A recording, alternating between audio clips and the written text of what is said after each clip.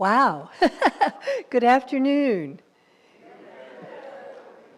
Good afternoon and welcome to the RAAC Community Theater's annual production of No Ordinary Person.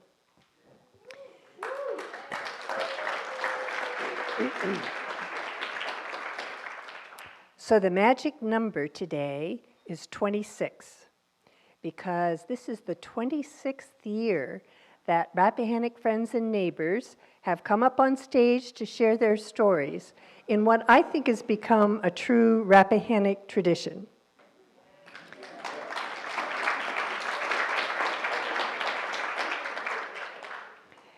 I also think that each year it is important to remember the roots and celebrate the roots of this tradition, which grew out of the Life Stories workshops that the late Julie Portman offered here in the county.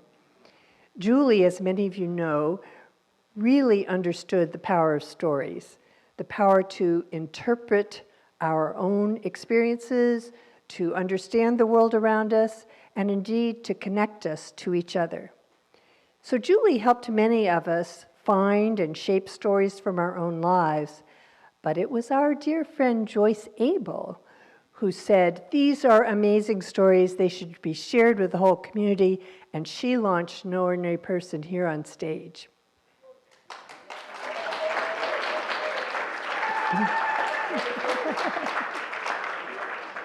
Joyce directed the show and coached Storytellers for most of those 26 years, and she told a lot of stories from her own remarkable life, many of which are gathered in her book, Prickly Roses, which came out in 2017.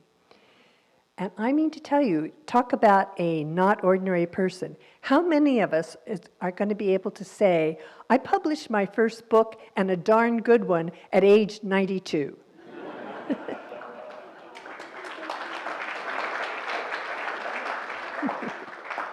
So Joyce is actually going to be up on stage again tonight, but we've turned the tables a bit.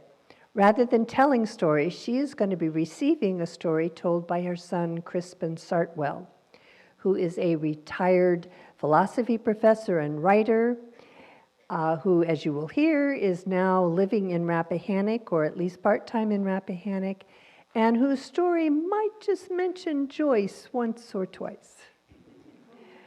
After Crispin and Joyce, next up is Willie Shanks. Willie has lived his entire life in Rappahannock, and I think we would be hard-pressed to find anybody who doesn't know Willie. Many of us have enjoyed bantering with him at Flatwood, where he is a waste management consultant for the county. And tonight, he is going to tell us about an experience that he hopes never, ever to repeat. Finally, our third storyteller will be David Tatel. David and his wife Edie have deep Rappahannock roots as well. They have owned a home, shared a home here near Rock Mills for 30 years.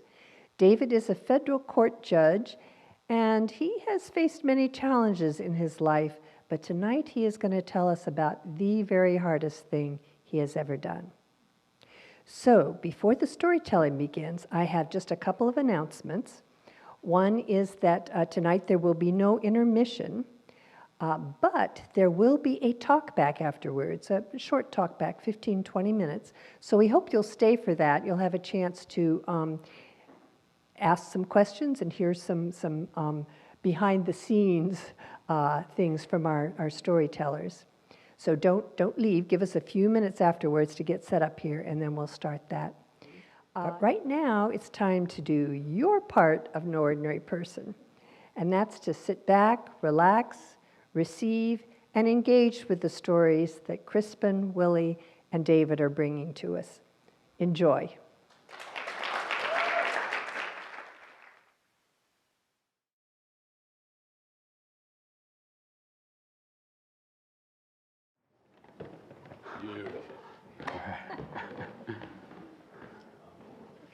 All right, Ma, here's a Kleenex. Thank you. Here's a mic in case you want to make any remarks. I invite you to, within limits. All right?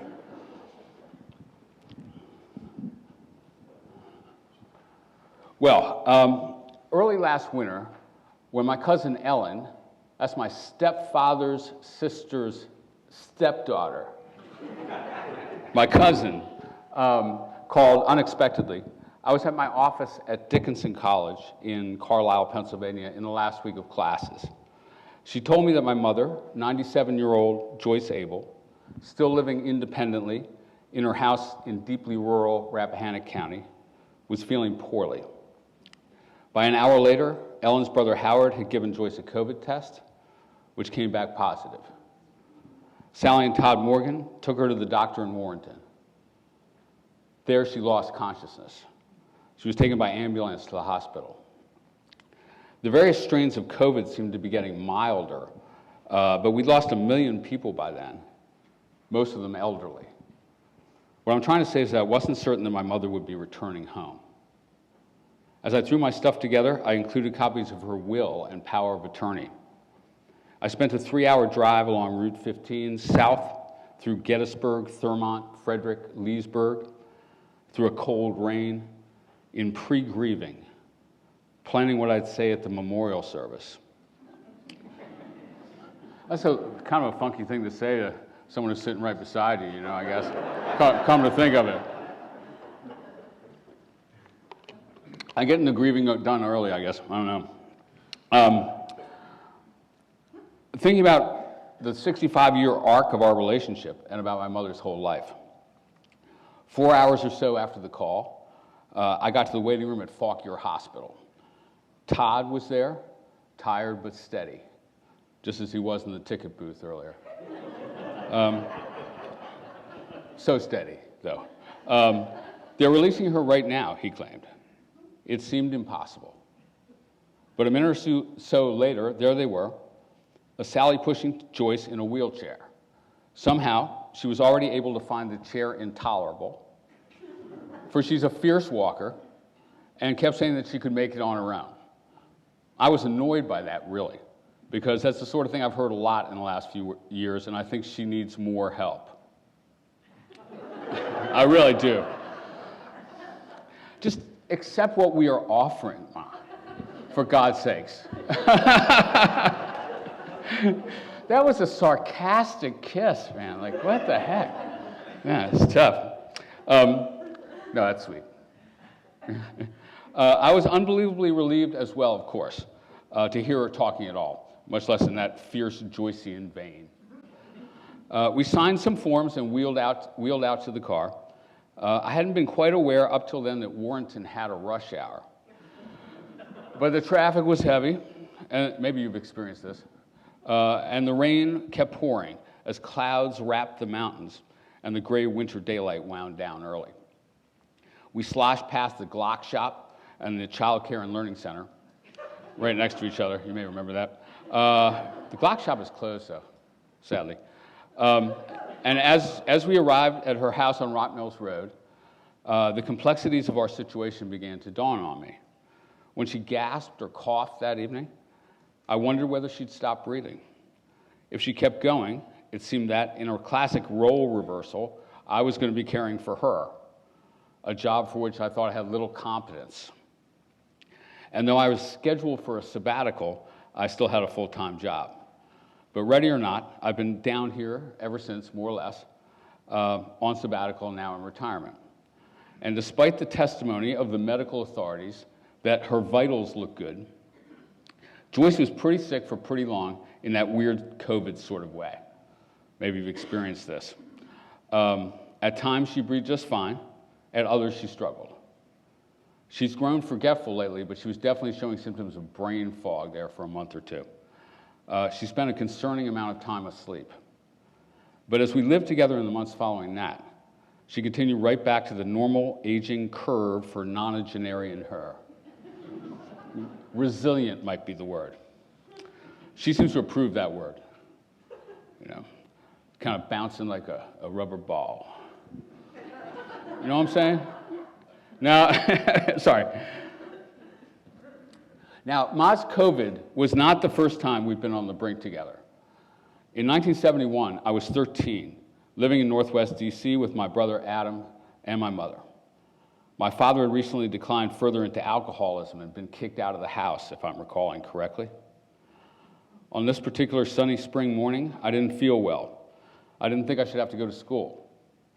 This was always a hard sell with my mother, who wasn't into hearing her children's excuses.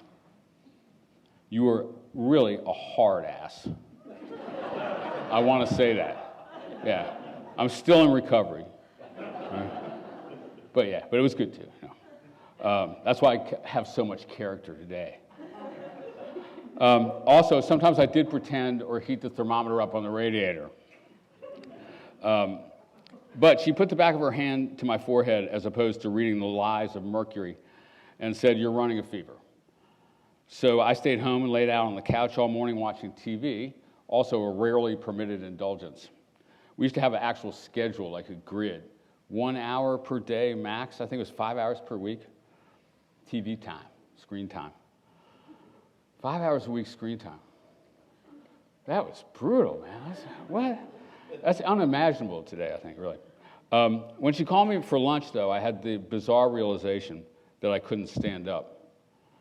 I was at 105 for real, I think. Tiny 40-ish Joyce somehow carried teen me down the stairs to the street and into her car and drove me to Dr. Coleman's office in Silver Spring. I'm not quite sure how she got that all done. Then I was dragging me by the foot, all right. Then I was in Children's Hospital downtown getting a spinal tap, meningitis. It's weird that I remember the whole thing because I was definitely delirious. One thing I recall is I was embarrassed to be naked in front of the nurses because I had just sprouted pubic hair a week or two before. It seemed radically unfair to get that sick at that point, where there's no choice but to take off your clothes in front of nurses. But everything about that day and night still seems vivid. All night I heard voices screaming and saw harpies swooping at me out of a fog. I didn't know whether I was awake or asleep, dreaming or delusional.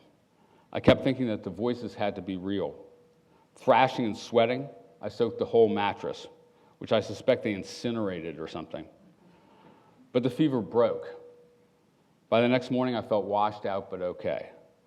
Everyone seemed surprised, but the look on my mother's face as she sat next to me that morning was something I hadn't seen before. I realized now that she had braced herself to lose me, or for my remaining life to be limited by illness or paralysis. She registered joy, relief, and grief simultaneously. And maybe I didn't quite understand that look until I had it on my own face 55 years later, looking at her. Right then, in 71, I made a resolution not to predecease my mother. That's been a longer, tougher job than I thought it could be. Right? Still, I appreciate the employment, though, actually. So far, so good. Now, as a child around 1930, Joyce almost died of maybe scarlet fever, diphtheria, or rheumatic fever. She seems to say one or the other at different times. I think she said scarlet fever when I was a kid, so I kind of go with that one. Diphtheria recently. Do you have a verdict on that at this point? All of them. That had to suck. Wow. Yeah. In any case, it was an outbreak. And she remembers the mother of one of her friends just up the block in Ravinia, a little town outside Chicago, draping her child's window in black and displaying a picture of the dead boy. Joyce emerged from her illness with a heart condition, and when her mother, Hilda, took her to a group health clinic a few years later, Joyce overheard the doctor saying that she was unlikely to make it to 20.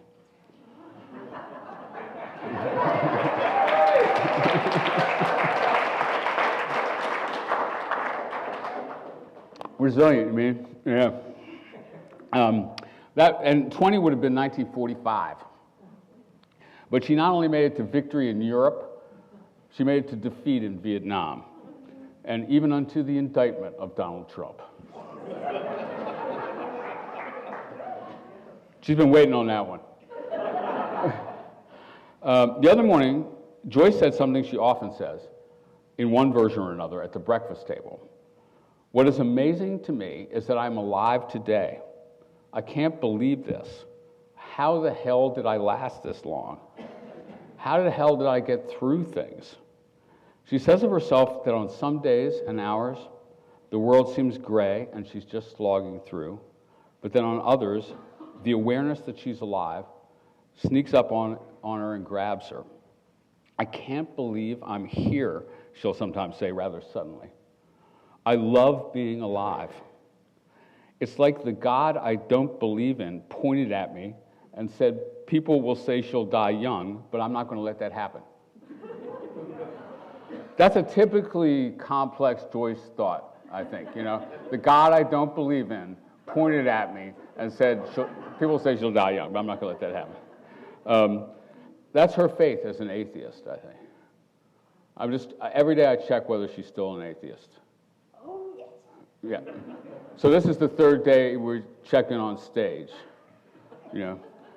God asked me to check again today. She often asks me things like this. When you were young, did you ever think you'd be where you are now? I can't believe I ended up here in Rappahannock living on a farm. Can you believe it? It is rather surprising that she ended up here. She comes from lines of Jewish writers and intellectuals. She grew up in New York and Chicago, went to college at Berkeley, settled in D.C. as an adult, and was Teacher of the Year in the Montgomery County, Maryland public school system. Seemingly a quite urbane sort of person. So yes, I can see why she's surprised not only to be alive, but to be alive here down on the farm. But no, thanks for asking, but I don't particularly experience my life as having a shocking or unexpected outcome. I sort of hopped onto a narrative early as a professor and writer and husband and dad and pressed forward. Many things have happened that I did not specifically expect, of course. Many people and jobs and homes and projects and problems. But no, and despite the meningitis, I do not look back at my whole life as a series of wildly improbable events culminating in a wildly improbable old age that I never anticipated. It seems like a fairly predictable grind to me, especially as I get to this retirement thing. Like I was looking at, I'm 65, turned 65, retired. I'm looking at my Social Security statement. You probably looked at these things. I don't know, maybe you have, maybe you're too young for that. And I think I made a little more money every year since '83. Like it should have been twice as much every year. Okay, but I mean, it looks so conventional, so steady, no, it's not a wildly unexpected arc, sort of, It didn't necessarily register all the difficulties, though, along the way. But after the meningitis, for example, I just went back to adolescence, I had daily headaches for years, but not really an irrepressible love of life.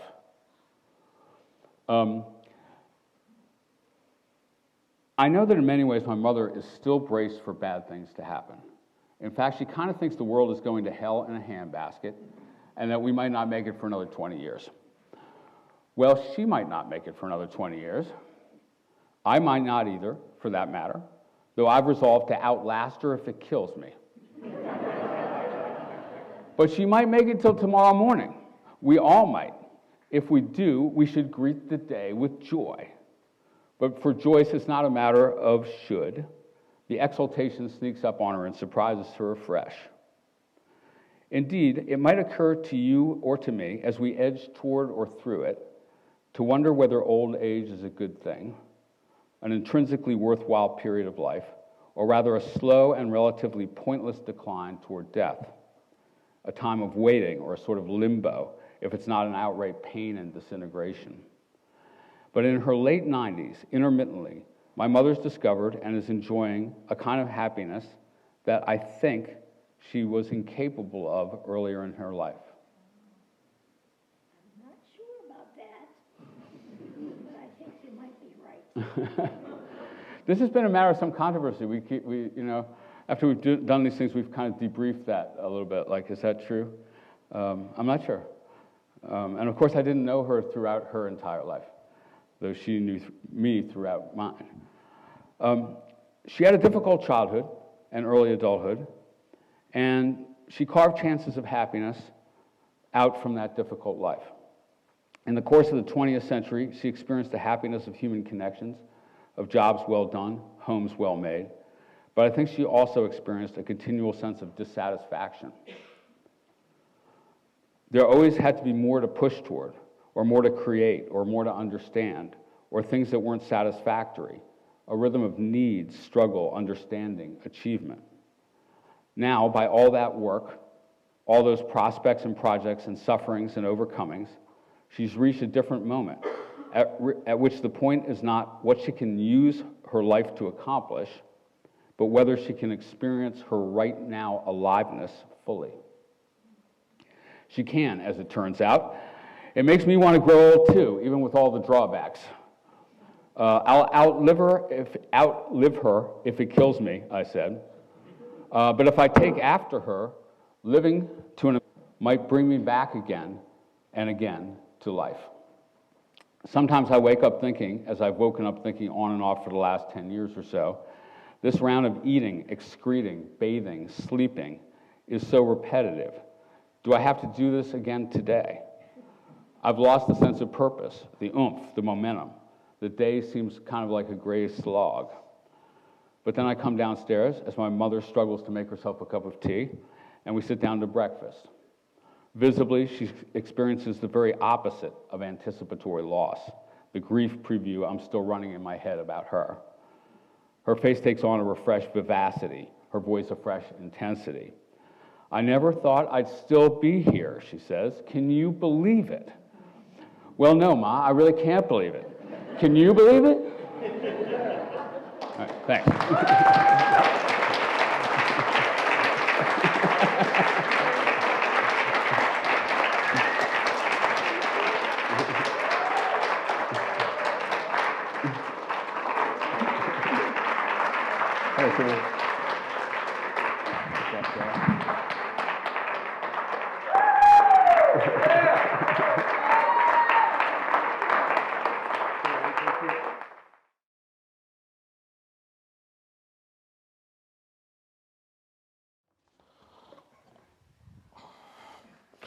Hello, my fellow patrons. How are we doing today? Now, I'll let you know, I have nothing written down but some little notes, so it is not as if I am going verbatim off of my brain, because this is something that,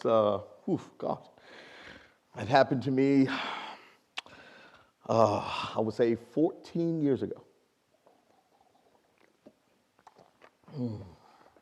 I'm no spring chicken, so. Here we go. Knock, knock. You ever had knock, knock? Exactly. You ever had knock, knock at your front door at 5 o'clock in the morning and you think to yourself, what in the world? Who is that? Why are they knocking on my door? And it's the police officer. Yes, my good friend Reggie. I don't know if he made it here tonight. And Reggie's knocking on my door at 5 a.m. I'm opening the door. What's up, Reg? He's like, well, man, I saw your name come across my docket. Apparently, you missed your court date. You're capious. I got to take you in. I said, really? I missed a court date. I said, I had it written down on the refrigerator. I know what day I was supposed to appear, and it's not on that particular date. He said, I don't know. He said, I figured I live in the county, so it was easier for me to come get you than to tell someone else from Prince William to try to come find you. I said, that's cool. I understand that. He said, no problem. It's my day off. I'm going to take you in. We're going to go before the magistrate. When he releases you, I'm going to bring you back home. Easy peasy. I said, oh, cool. I said, honey, I got to go with Reggie. It's a mix-up. I'll be back. She says, okay. She goes back to sleep. I'm thinking it's 5 o'clock in the morning. So, Reggie, as the book is, you got to go by the book on things. So I put my orange coat on. He handcuffs me in the front. He says, you're no flight risk. You don't need to go from the rear, so he handcuffs me in the front. He slides me in the back of his tight cruiser. Reggie's a big guy, so his seat's all the way back. You got no leg room whatsoever. It's a very hard seat in the back of a police cruiser that I had to find out that day. And Reggie said, you know what? We're going to take Crest Hill Road, 617. We're going to dip through the curves. We'll be there in no time, get this thing done. Okay, Reg. Little did I tell Reggie that I have a stomach that doesn't do well on curves. And so my Cheerios I ate all came up in the back of Reggie's car. Sorry, Reg. I am so sorry. It did not mean to do that to you, but it happens. So he was a little perturbed, but he was fine. He said, no problem. I'll clean it up when I get back. We pull into the station, down low of the courthouse. And Reggie's like, all right, protocol. I now have to take your cuffs and I got to put them behind your back.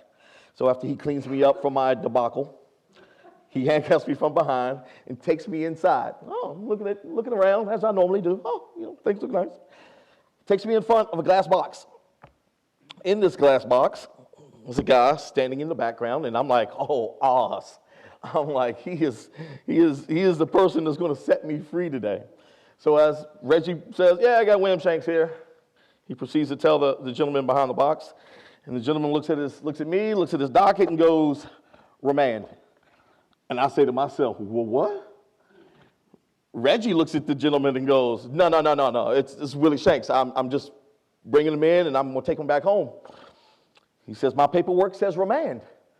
I said, Reg, I don't even have a parking to my right or to my left like I do over here. So it is very surreal to be thrown into a situation where you don't have a friend on the right or the left that can basically look and vouch for you as to who you are. It's very strange. I'm awarded a phone call, and I'm able to call my wife. My wife says, what's going on? I say, honey, somehow or another, I got remanded. I can't figure it out. They're yelling the wrong Social Security number. Nobody wants to listen. I'm stuck. Tell the guys, I'm not going to make it to work. Sorry, it's Friday. No one's getting paid today. I will eventually make it out of here and get me a lawyer to get me out of here. My wife proceeds to do her due diligence. She works on her due diligence, and it's Friday. So I'm thinking to myself, how is this going to work? And the day kept going, and then I asked the gentleman, I said, am I going to get out of here? And he said, well, jail just shut down. You're in for the weekend. Oh, man, are you serious? So I spent Friday, Saturday, Sunday. Now we come into Monday. Monday, I call my wife again. My wife says, I got the lawyer. He's going to meet you in the courtroom. I was like, cool. I can explain to the lawyer what's going on. Nope. It doesn't work that way. You're on court TV. Your lawyer's in the courtroom. You are not. You're in a box, still in the jail, off on the side with CCTV, and no one can hear you. No one can hear your pleas. No one can hear you. You can only say guilty or not guilty. It is the craziest thing I've ever seen. But yet, this is the way the judicial system in life works these days, I guess. So as my lawyer proceeds to tell them, you have the wrong guy. You keep yelling the wrong Social Security number. The Commonwealth attorney chimes in. I can't hear what he is saying. I'm only imagining. But then the judge chimes in, and the judge starts to rip the Commonwealth attorney a new one and and tells him, get him out of here. And so to that extent, I was then taken back to another room, back to my room to wait for the initial outcome of release. So to conclude my story, stay out of jail. It's not fun by any means, and I don't plan on going back or anything of that nature. So, with that conclusion, stay out of jail, people. It's not fun.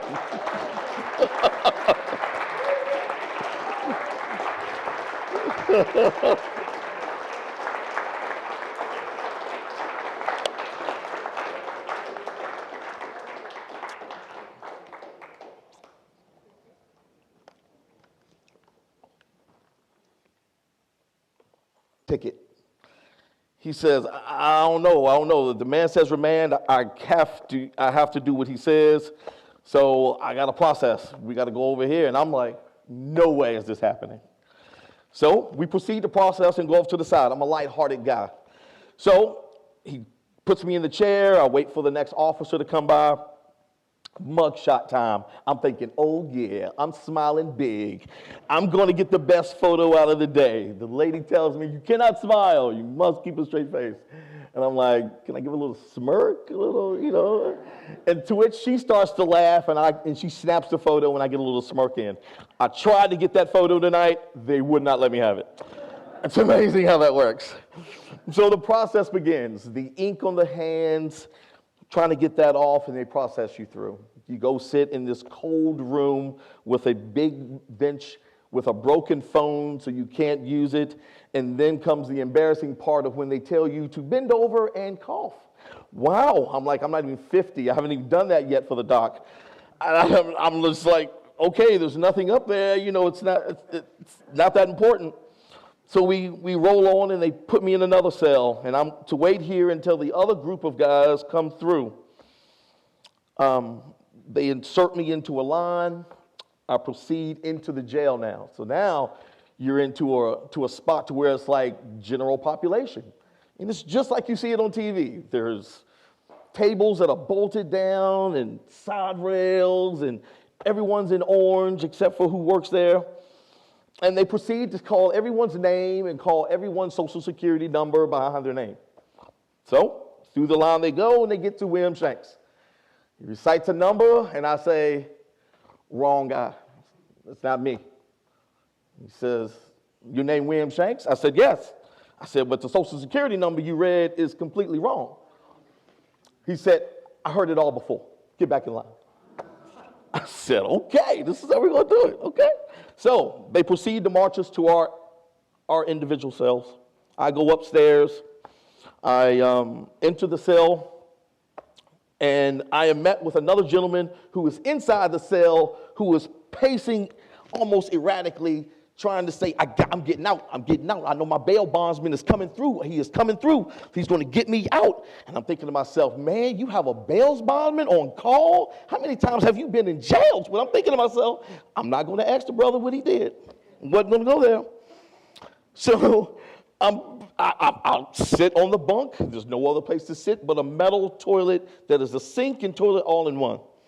So I proceed to sit on the bed, and then they come in, and whatever the gentleman's name, your bail bondsman's here, you're free to go. I'm like, what? He goes and I can't go? This is not right. This is not right. Now remember, when I came into the jail, it was pretty early in the morning. So about this time, lunch comes through. Lunch consists of meat that I don't know, between 2 pieces of bread with a cup of juice and an apple. I take the cup of juice and I take the apple. I don't know what the meat is. I'm not eating that. So it's just not going to happen. Now, I forgot to tell you that this happened on a Friday morning, okay? Friday morning. I have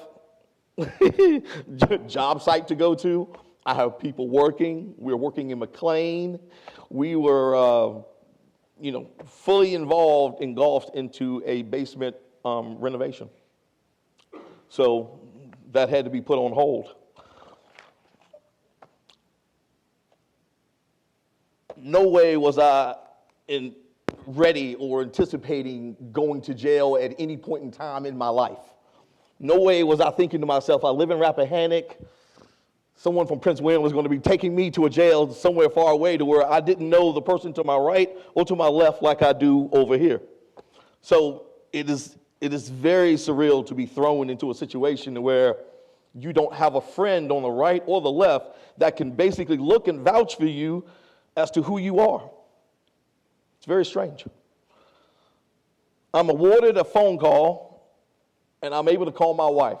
My wife says, what's going on? I say, honey, somehow or another, I got remanded. I can't figure it out. They're yelling the wrong social security number. Nobody wants to listen. I'm stuck. Tell the guys, I'm not going to make it to work. Sorry, it's Friday. No one's getting paid today. I will eventually make it out of here and get me a lawyer to get me out of here. My wife proceeds to do her due diligence. She works on her due diligence, and it's Friday. So I'm thinking to myself, how is this going to work? And the day kept going, and then I asked the gentleman, I said, am I going to get out of here? And he said, well, jail just shut down. You're in for the weekend. Oh, man, are you serious? So I spent Friday, Saturday, Sunday. Now we come into Monday. Monday, I call my wife again. My wife says, I got the lawyer. He's going to meet you in the courtroom. I was like, cool. I can explain to the lawyer what's going on. Nope. It doesn't work that way. You're on court TV. Your lawyer's in the courtroom. You are not. You're in a box, still in the jail, off on the side with CCTV, and no one can hear you. No one can hear your pleas. No one can hear you. You can only say guilty or not guilty. It is the craziest thing I've ever seen. But yet, this is the way the judicial system in life works these days, I guess. So, as my lawyer proceeds to tell them, you have the wrong guy. You keep yelling the wrong Social Security number. The Commonwealth attorney chimes in. I can't hear what he is saying. I'm only imagining. But then the judge chimes in, and the judge starts to rip the Commonwealth attorney a new one and and tells him, get him out of here. And so to that extent, I was then taken back to another room, back to my room, to wait for the initial outcome of release. So to conclude my story, stay out of jail. It's not fun by any means, and I don't plan on going back or anything of that nature. So, with that conclusion, stay out of jail, people. It's not fun.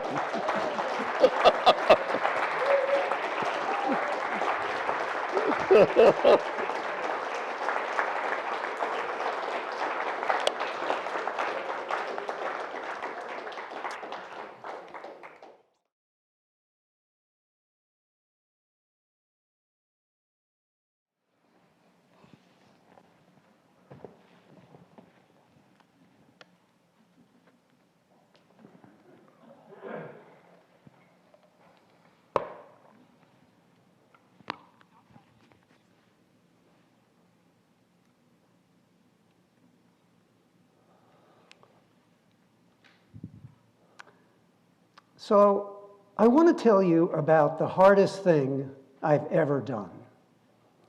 Now, in my 81 years, I've done many, many hard things.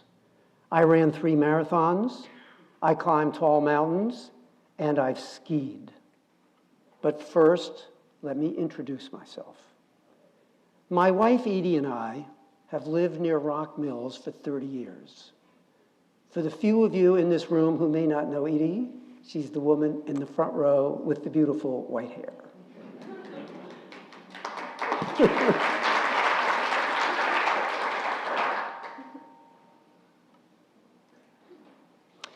Edie and I have 4 wonderful children and 8 beautiful grandchildren.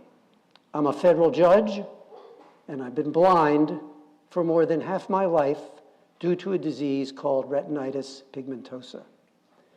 So, you might ask, how does someone who can't see ski?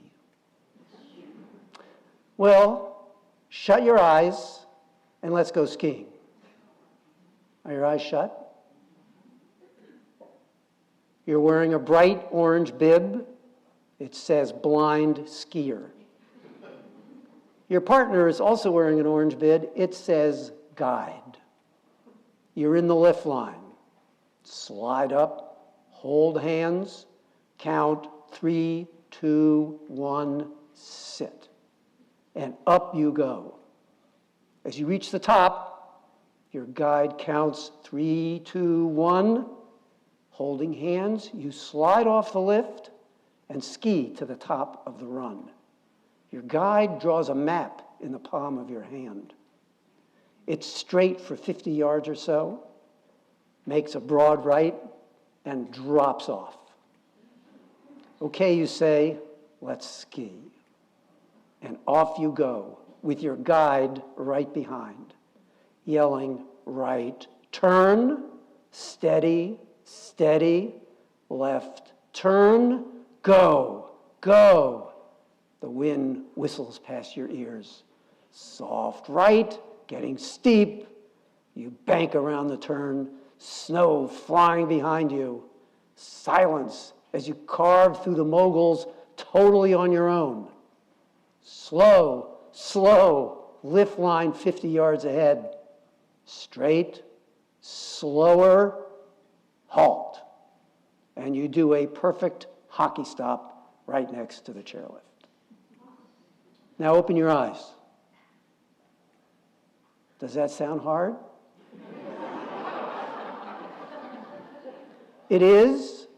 It's lots of fun, and it's not nearly as hard as learning to use a guide dog. For 30 years, I used a white mobility cane. I got very good with my cane. I traveled all across the country, navigating airports, restaurants, and hotels. The cane is also great for hiking. Edie or one of the kids takes one end, I hold the other. Edie calls out, step up, big up. She might say slippery at Little Devil Staircase, or steep all the way up the Schilthorn in Switzerland, or rocky all the way down Coca Canyon in Peru. So if I was so good with a cane, why did I get a guide dog? Because the cane, at least for me, had its own challenges. I bonked my head on street signs that the cane missed. I think I've gone all the way around a pothole, but there's another one waiting to catch my foot. And then there was a time in New York when a taxi ran right over the end of my cane. As the cabbie sped off down Fifth Avenue, he yelled back, "Watch out, buddy."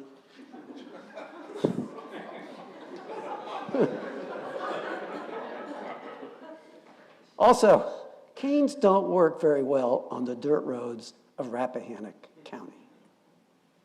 One day 4 years ago, our 11-year-old grandson, Reuben, arrived at our house here in Rappahannock. "Papa," he said, "I want you to listen to this podcast about guide dogs." Until then, I hadn't thought seriously about getting a guide dog. I was under the impression that to get one, you had to live at the training program for a month to learn to use the dog. Given my day job, that wasn't going to happen. But at the end of the podcast, they said that if you're too busy to come for a month, they would bring the dog to you. I was intrigued, and so was Edie. "Yes?" asked Reuben. "Maybe," we said. Over the next few months, we got closer and closer to yes. Timing couldn't have been better. Even at age 77, I yearned for more independence. A program in Connecticut called Fidelco Guide Dog Foundation breeds and trains only German Shepherds. And most important, they believe in training you where you live and work. It takes 2 years to train a guide dog. Since Fidelco's founding 60 years ago, it's placed more than 1,500 guide dogs. A Fidelco dog led the first blind person to the summit of Mount Everest. I sure wish it had been me. Applying for a guide dog is like applying to college. I had to fill out forms confirming that I was mobile enough to merit the use of a guide dog, that I was healthy enough to make use of the dog for a decade, and that we could afford dog food and vet bills. When we got through the paperwork and I had crossed the first hurdle, Fidelco scheduled a home visit and took me out for a test drive. I had to hold onto a harness while the evaluator walked briskly ahead. She wanted to know how fast I walked, whether I could rely on the harness, and did I know where I was and where I wanted to go.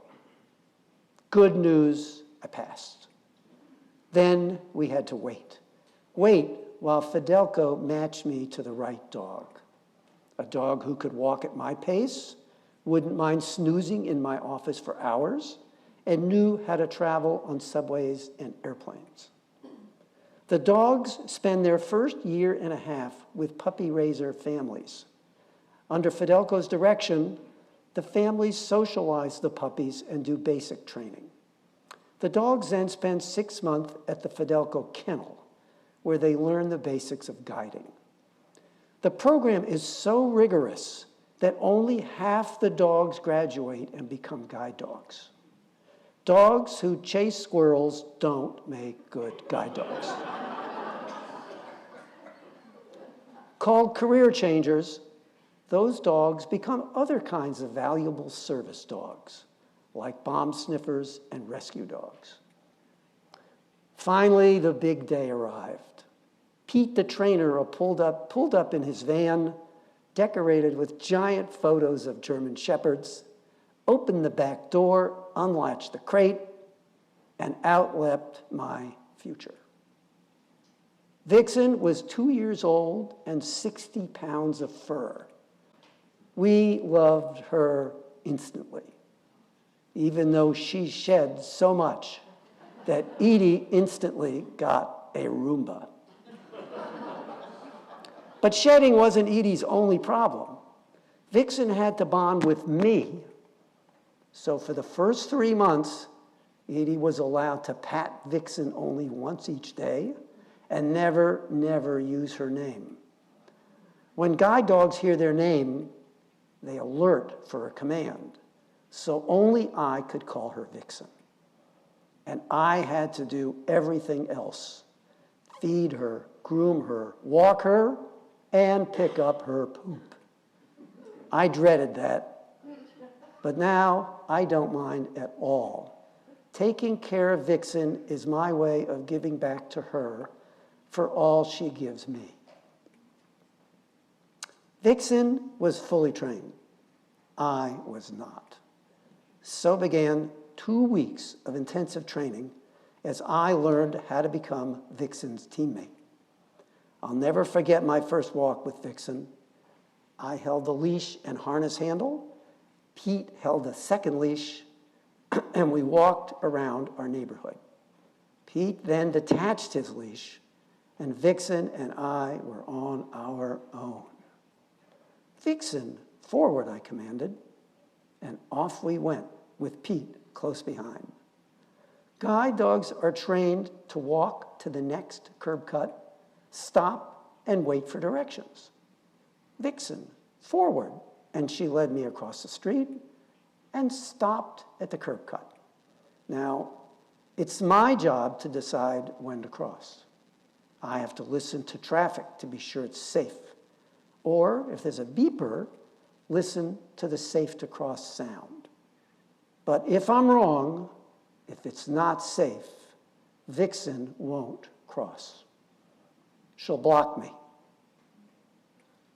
If I want to turn right, I say, Vixen, right, and she turns right. Guide dogs know their lefts from their rights. And there are many other commands. Vixen, over left. That's for moving further left. Vixen, find next right. Vixen, halt. Vixen is a problem solver. If we're inside, I say, Vixen, find outside. If there's an obstacle like a scooter on the sidewalk or a branch on the road, I wouldn't know it.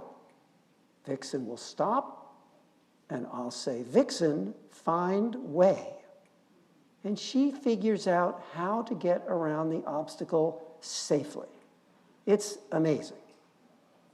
Learning to use a guide dog was definitely the hardest thing I've ever done. You try shutting your eyes and walking around with an animal leading you.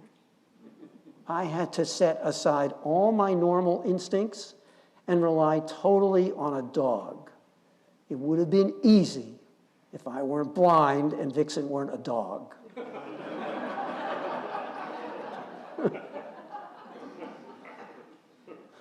More than once during those first 2 weeks, I worried I had failed, which I haven't done since 9th grade Spanish. The first crisis came when, on our 4th morning, Pete called and said, "Okay, you two are on your own. It's solo time. But don't worry, I'll be watching." So Vixen and I got going, but soon got stuck. Vixen stopped. She seemed to be sniffing something, and I was no longer sure what direction I was facing. Panicked, I called Pete, and he rescued us. "I can't do this," I said. "Okay," Pete responded. "I'll take her back. She'll make a fine guide dog for someone else." That was all I needed. I was determined to become Vixen's teammate. But the next day, I got lost again. Of course, Pete was close behind. Frustrated, I moaned, "She won't do what I want her to do. I'm not a dog trainer." Pete replied, "You are now." During the 2 weeks, I got better and better. I learned to tell the difference between when Vixen was sniffing and when she was looking left to signal we were crossing an alley. You communicate with a guide dog in many ways. I send her signals with my voice and hand motions, shaking the leash, and by pulling back on the harness. Vixen communicates with me by pointing her head, which I can sense through the harness, or by a wet nose on my hand. That means it's time for a pit stop. Fidelco dogs are trained not to relieve themselves while in their harness. Vixen and I have now been a team for over 3 years. It's not an understatement to say that she's changed my life and Edie's too. I have more independence than I've had in 45 years, and so does Edie. Here are just 2 examples. In DC, I take the metro to work. Before Vixen, Edie walked with me to the metro station because even with my cane, it was just too dangerous to cross the streets. At the other end, a law clerk met me and walked with me to the courthouse. Now, Vixen and I kiss Edie goodbye, and off we go. Vixen carefully leads me across all those busy streets to the top of the first escalator and stops to let me know we're there. I drop the harness handle, step on, and Vixen follows. She loves escalators. On the platform, Vixen sits until the train arrives. When the doors open, she leads me on. And when we arrive at Judiciary Square, Vixen hops up, leads me off the train right to the courthouse. Here's the second story. During our 2 weeks of training, Pete spent a week with us here in Rappahannock because guide dogs are not trained to lead on dirt roads. Vixen mastered it quickly. When a car comes, she guides me to the side and waits until the car passes. Sometimes that takes a while because so many drivers like to stop and say hello, admire Vixen, and ask questions about guide dogs. Dogs bring people together. Before Vixen, I couldn't do these walks myself. Edie and I love walking together, but until Vixen, I was entirely dependent on her. Now, Edie sometimes joins us, but sometimes she prefers to garden or read, or, hard to imagine, have a little time without me. Vixen and I have 2 favorite walks: Long Mountain Road to Tiger Valley Road, and up Thunder Valley to Dick and Nancy's house. Bailey was Vixen's first dog friend. My kids were worried about the sharp turn on Horton Hollow Road. "Dad, this is not safe. You're going to get run over? There should be a sign." Because I do everything my kids ask of me, that is, most everything, I called the State Highway Department, beginning a 2-year-long effort to get a warning sign. The first sign, which displayed a tubby walker over the word disability, was both offensive and inscrutable. Drivers would stop and say, "I wasn't looking for someone with a dog." So I contacted more state agencies. They were all very, very nice and very, very unhelpful. Not until the Rappahannock News began working on a story did the state install a new sign, a fit walker over the word blind pedestrian. Now drivers stop and say, great sign. When I first began thinking about getting a guide dog, I was warned that it would take at least a year to become an accomplished guide dog user. That was absolutely right. Now, after more than 3 years, Vixen and I are still learning. We go everywhere together. At airport security, Vixen sits in front of the magnetometer. I hold her leash, walk through, turn around, and say, Vixen, come. She walks through, her harness sets off the machine, and she gets a security pat-down. Vixen loves security pat-downs. Boarding, she often turns into the first-class seats. Vixen, I say, we're in coach. Reluctantly, she leads me to the back of the plane. She's trained to lie down in front of our feet and usually doesn't get up until we land. But wherever we sit, Vixen is always a first-class dog. When Vixen isn't in harness, she's just a happy dog. She loves to play with her doggy buddies, chase sticks, prance in the river, and run after rabbits. She's never caught one. Vixen has truly changed my life. When I walk on Long Mountain Road, listening to the birds and the ripples in the river, I no longer feel like I'm blind. And I have a wonderful, wonderful friend. Finally, I have a confession to make. I misled you. I said I would tell you about the hardest thing I've ever done. Actually, what I really want to tell you about is the easiest and smartest thing I've ever done. 58 years ago, when I was just 23 years old, I asked my girlfriend Edie to marry me. Without Edie, my no ordinary person story would not be possible. Edie's as much a part of this story as am I. Together, we've lived through dimming sight and ultimate blindness. And this beautiful German shepherd has enriched our lives together in ways we never, never could have envisioned. Thank you for listening to our story. Come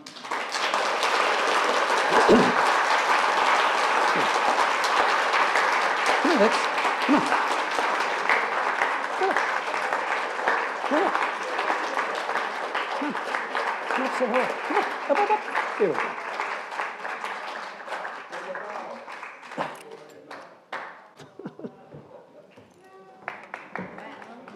We're taking it back.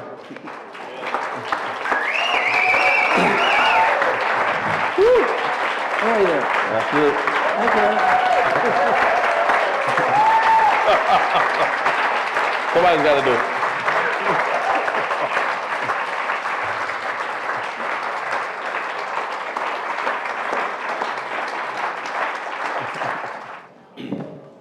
Wonderful.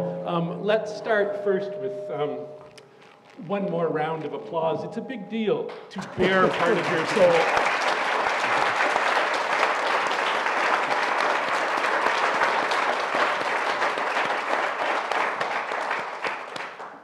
It takes nerve to come up here on stage and tell a story, even to as friendly a group as you. And a second round of applause, if we can. We have two of No Ordinary Person's founding mothers here. We've got Joyce Abell and Sally Morgan. They've been at it 26 years. That's dozens and dozens of stories, dozens and dozens of storytellers. They've been at it all this time.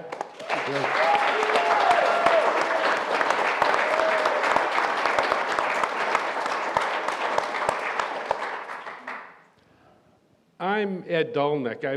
I'm one of several coaches for the Storytellers. I do that, and Lynn Dolnick, and Dick Raines, and Sally Morgan. It's an attempt to help people shape and fashion their stories. I thought what I would do today is start by asking a question and then open it up in hopes that you've got questions too.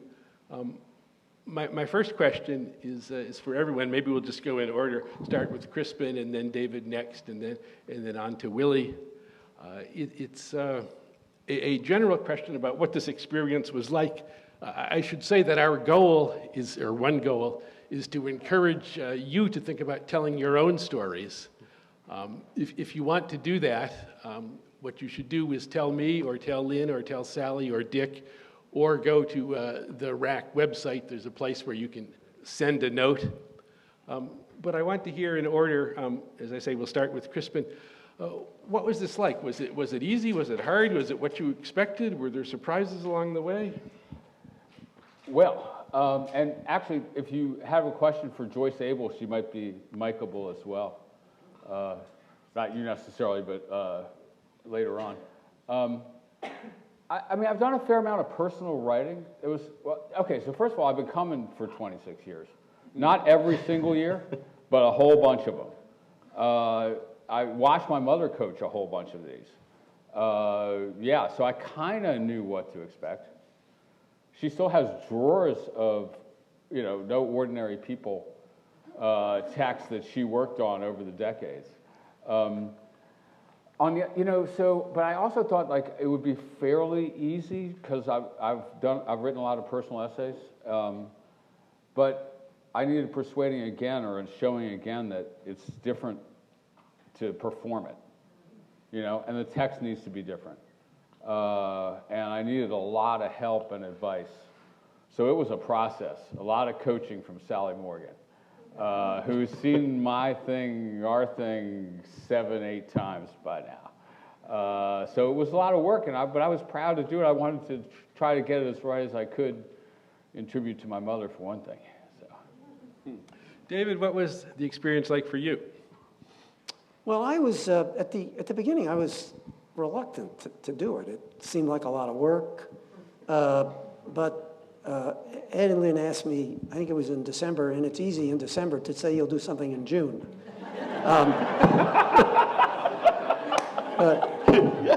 But it turned out I really enjoyed it.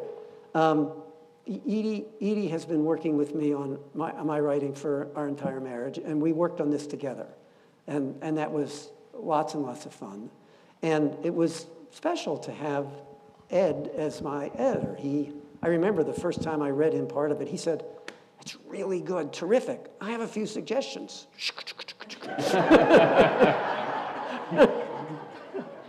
So the whole thing was quite satisfying. And to be honest, this is such a wonderful program for this county. This county is full of huge numbers of no ordinary people. And what a wonderful way for us to get to know everyone. So it was really very special. And if you have any questions for Vixen, please ask. She's prepared to answer, and she does not need a mic. Willie, what's this been like for you? Therapeutic. I can say that wholeheartedly. This story, as much as I laugh about it, to me was a very serious undertaking that I went under. It was so serious, I never talked to my current wife about what had happened to me in those days in jail. It was something that, even to this day, she is upset over that I never. It's just something it riddled me to the core that I prided myself on not being as people can say it. You get that stigma being black, and oh God, I'm pretty sure you've been to jail before. You've had something go wrong. You pride yourself, or at least I prided myself on that stigma of saying, man, I'm never going to jail. That's not me. That's not who I am. That's not. And then for it to happen under the craziest of circumstances, to where who would have thought there's another William Shanks in Manassas somewhere who is just, I don't know, creating a little bit of havoc that spilled upon me. It was like, damn, so I had to go but to get up here and to talk about it to say it in front of people I don't know, people I do know, people I'm gonna see on a daily basis for the next umpteen years. It's somewhat therapeutic. It does. It helps me kind of bring it out. You can see where I'm coming from. You can see.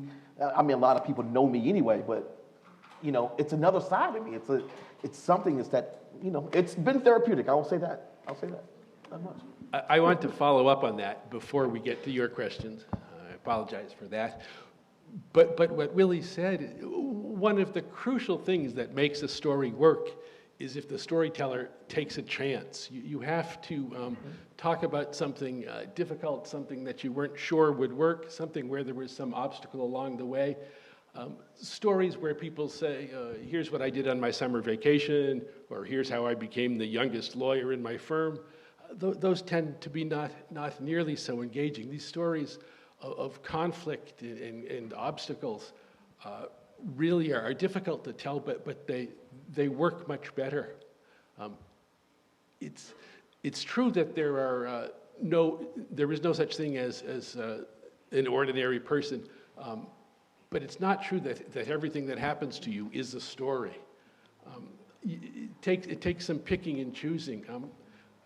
The cat sat on a mat is a fact, but it's not a story.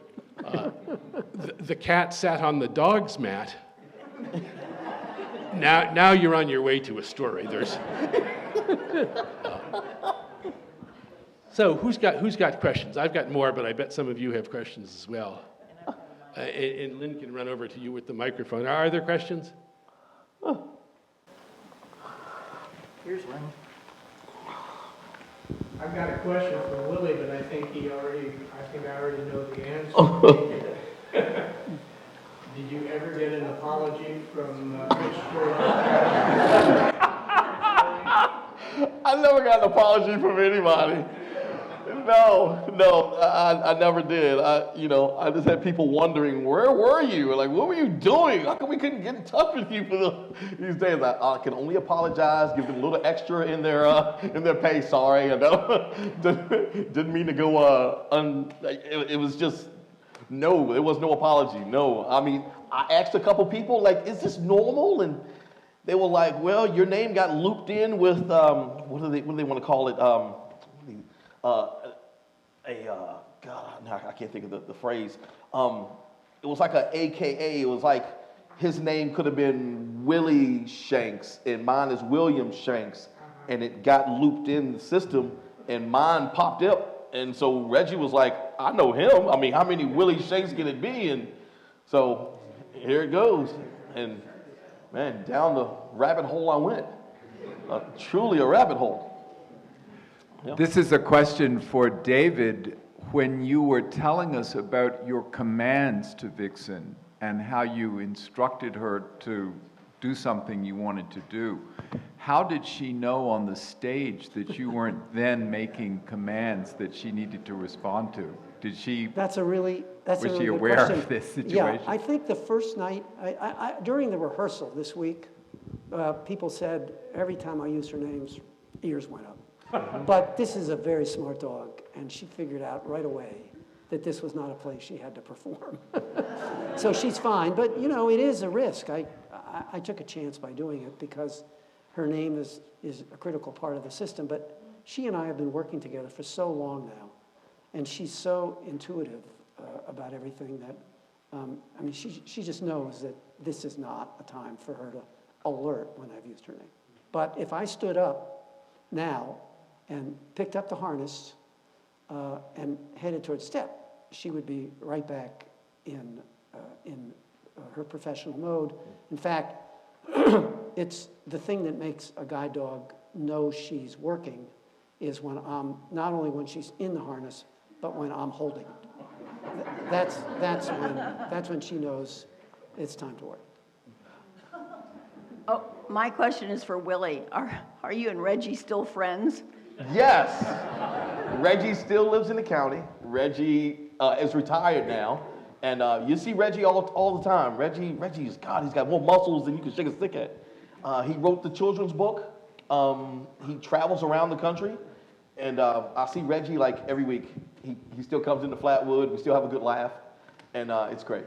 It's great. That's something. That's one thing me and Reggie would have in common that day. I mean, it's, you know. I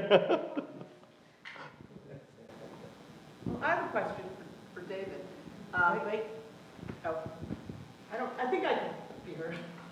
I just wanted to ask what hiking is like when you can't see.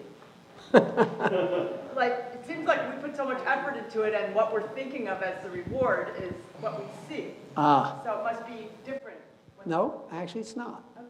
Because Edie and my kids are the world's best describers. So they're not only telling me, step up, or, you know, rocks and roots. That's the command we use, by the way, on the Appalachian Trail, because there's nothing but rocks and roots, and individual commands don't make any difference.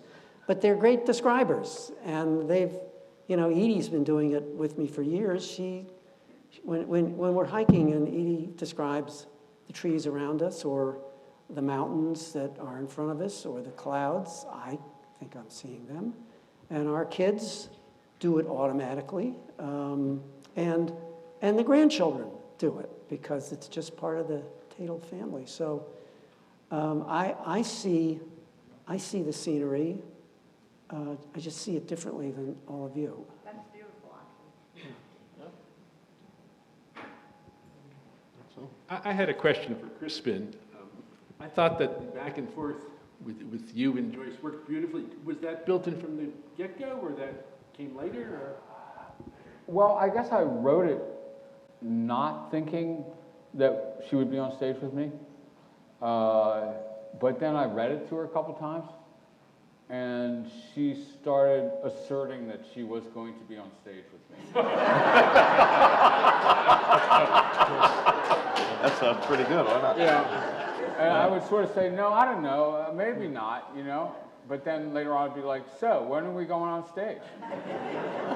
We're doing that, right? And so, yeah. And that, as I worked on it, I revised with that in mind, like more sort of direct address, and we worked a little bit on some interactions, say, around the atheism and stuff like this. But yeah, originally just conceived as an essay about my mother and about, you know, childhood illness and sort of life affirmation in old age. But also, is when I read it to her and with her, I found her responses very moving myself. And I thought that was something that maybe would come across. I mean, for one thing, from her acting repertoire of expressions, but, you know, not pretending to be someone other than who she is in this case, I think. Joyce, did you recognize yourself in Crispin's picture of you?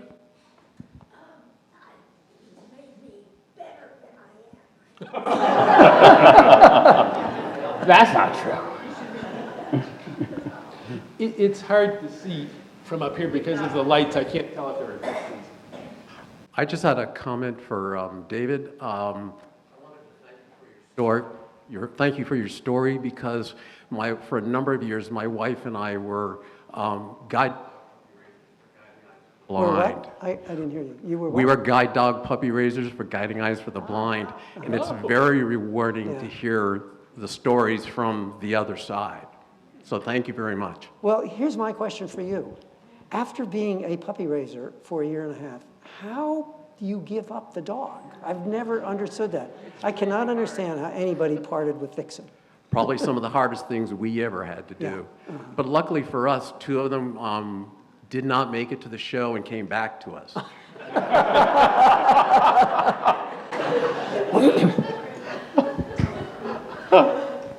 We think, I'll just say, Edie and I are so grateful to the families that do this.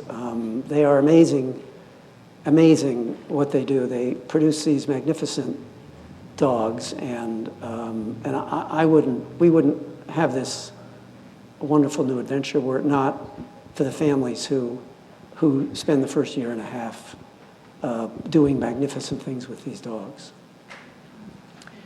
I have a question for maybe each of you, which is, what advice would you give to people who are thinking about doing the story?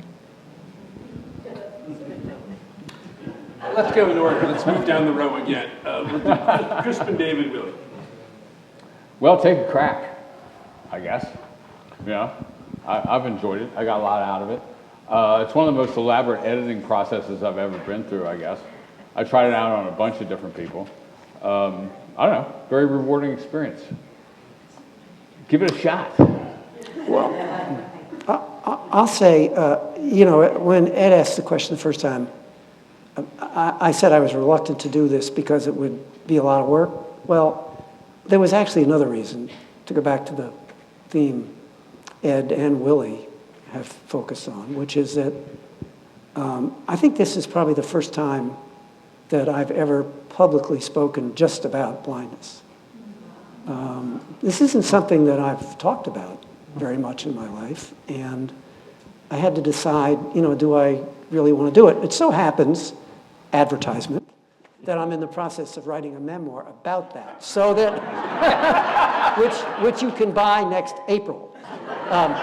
But the fact is that, you know, so I was in the middle of thinking about all this and preparing myself to talk publicly about something I've never talked about. But this talk was sort of the first time. I've mentioned it before in meetings, you know, of organizations that focus on the blind, but this is actually the first time I've ever done this publicly. So what I would say is that, you know, it's a pretty remarkable opportunity to face up to a challenge and overcome it.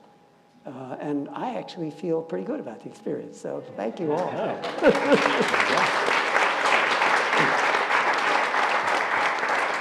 Wholeheartedly, I would suggest that everyone try to give. Everyone has a story to tell somewhere inside, and I think it's great. I enjoyed doing it. And again, the same. They asked me, and I was thinking to myself, oh, do I really have time? And then I thought to myself, I have nothing but time. When I mean, you know, I'm already in my retirement job. I got time. I got time to do this. So it was great. It was great. I would do it again. It's great. Good. So this is kind of a nitty-gritty type question. I think maybe it was David, I'm not sure, who said, you know, it's easy to say in December yes to something that's happening in June, whoever that was. But I'm kind of curious, you know, as you start, you've said yes, and you kind of begin flipping through the pages of your life and experience and memories and this and that. To what extent was it a very, like, internal reflection and that you totally made the decision yourself? Was there a moment, an aha, when you was like, that would be perfect? Or did somebody else, you know, did Vixen maybe, you know, suggest something that you decided to take her up on? Just how did that decision-making work? Thanks. Yes, everyone, please. Well, I started out just to write the story of coming down here when my mother had COVID.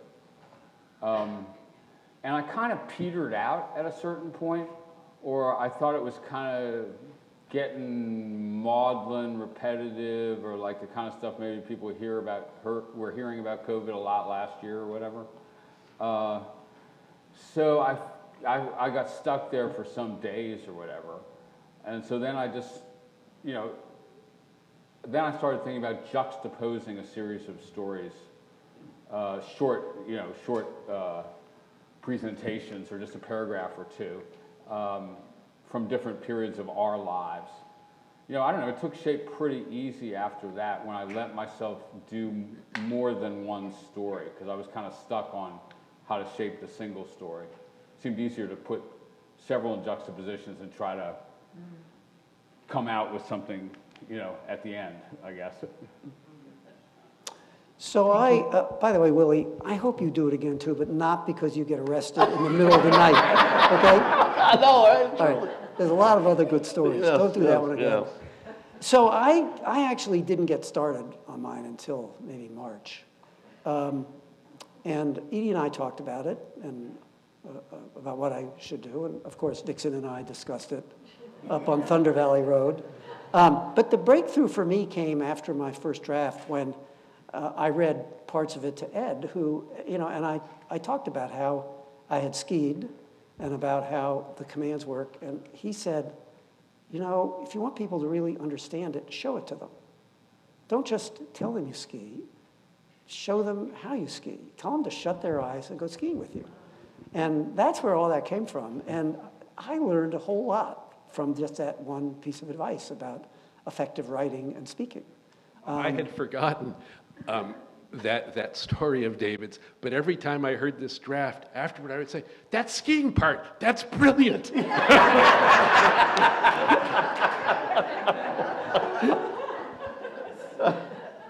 Your turn. Okay. I have a million stories. Growing up in Rappahannock, I have a story for every occasion. And, I know some of them I should never, ever repeat again. But Dick Raines, he when I told him, he said, tell me about, one of your kids, the birth of your kids, or this, that, and the third. I was like, everyone has one of those stories. I said, but, I don't think anyone ever has a story where they've been arrested when they weren't supposed to be arrested. I was like, what does your fingerprints look like, huh, Dick? So we had that story, and he was like, you should tell that one. And so I gave him a rough draft of me just going through it, and he was like, wow, that really happened to you? And I was like, yeah. And he was like, tell it. You gotta tell it. You just, and I could have told it, it was 4 days, so I gave you the cliff notes of those 4 days. You're in there, and there's nothing else to do but exercise and go, why am I in here? From sit-ups to push-ups and different things of that nature. I could have gotten really explicit into it, but he said, break it down, don't make it too long, just tell the story, and it'll flow. And so only cliff notes, only notes in mine, because I couldn't write it. For me, it was difficult for me to try to put that on paper. I have a recorder at my office, and if you ever see my desk, there's a recorder. So, I'm usually in there, and I'm telling the story as I want to tell it, and then I get interrupted, and I pause it. Oh, over there, recycle. And then I go back to it. And I know y'all think I'm doing nothing in my office, but that's what, when this started, that's what I was doing in my office. I have found a little recorder someone threw away in the free shack. Always visit. And I used that, and that was my thing. It's great, and it came in. I never knew it was going to come in handy for this, but to be able to record myself, listen to the story, play it back, and say, no, I can't do that. It helped out. It did. So, one of the ways to think of these stories, to come up with the story, is to think that if you were to make a movie of your life, what's one of the scenes that has to be in that movie? That helps you narrow it down to something vivid and difficult.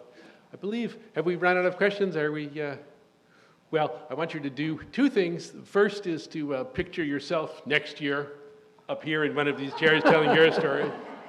And the second is to send our bold storytellers home with one more applause as thank you.